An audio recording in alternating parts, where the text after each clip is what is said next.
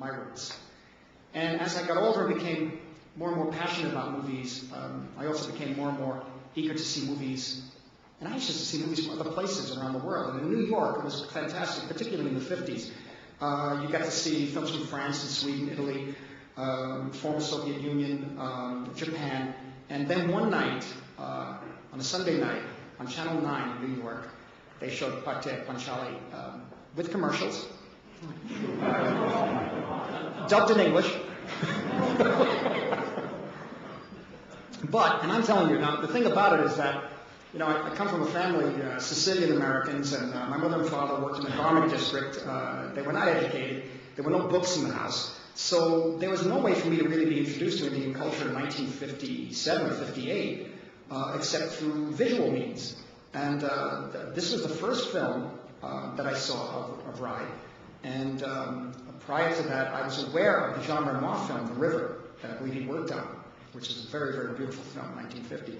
But when I saw Pate Panchali, it was something, despite the commercials, despite the poor print and the dubbed English, something entirely new and completely unexpected.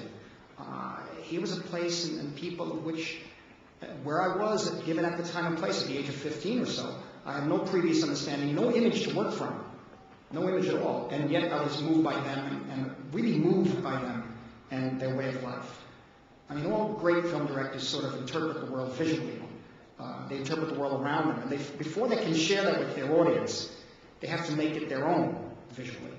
And whenever we say a film offers a window on a world, and by world I mean something as big as a whole nation or something as small as a little apartment that you may have grown up in, maybe the filmmaker grew up in, it means that the filmmaker's been able to filter that world through their own artistry. And that's what the window is. It's artistry, individual artistry. And Satyajit Ray was one of the cinema's greatest artists. And for most of us who love film, he gave us our first glimpse of life in India and of Bengali history and culture in particular. And he gave us that glimpse through the lens of his poetic vision. The word poetic is used to describe filmmakers very often, but in Ray's case, it's especially meaningful. I just think of some of the pictures I saw in the late 50s, early 60s, Devi, Charyalata, and forgive my pronunciations. The Music Room, one of my favorites. The Opu trilogy, Mahanagar, Big City, that is, and The Middleman, Two Daughters, and it goes on, name just a few. All these have moments where the distinction between poetry and cinema, just dissolves. His films opened my mind and inspired me, and I know they did the same for a lot of other filmmakers around the world, people like Kurosawa and Jean Renoir, of course, and I mentioned the extraordinary film, The River, shot in Technicolor in 1950 in India. In my own case, his influence was incalculable.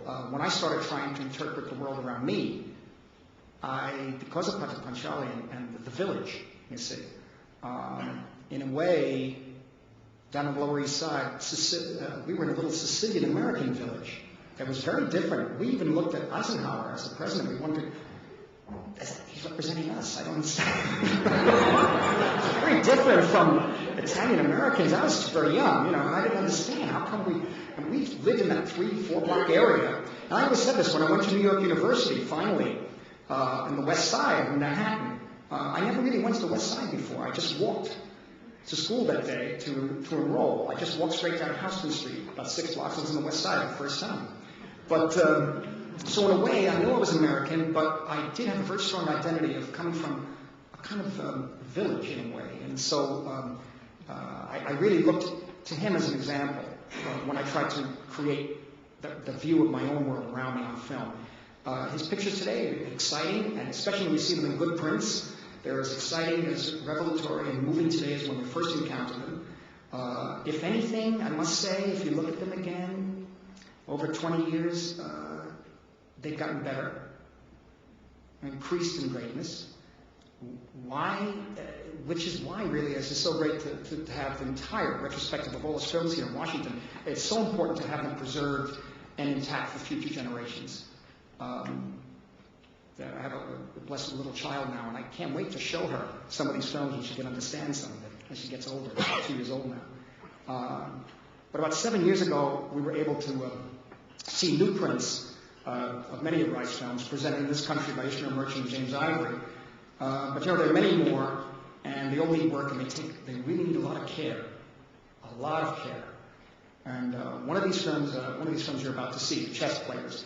A little about the chess players. I mean, very few directors have been brave enough to even attempt to show history in the making. History in the making.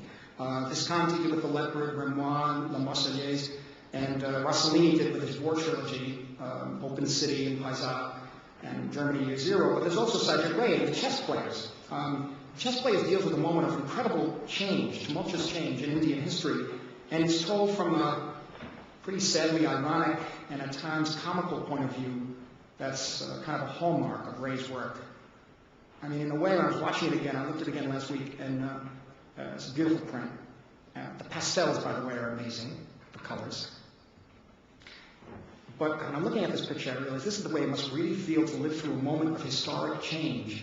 You know, it feels distant and tragic at the same time. And with that, I hope you enjoy The Chess Players tonight, and thank you for having me here.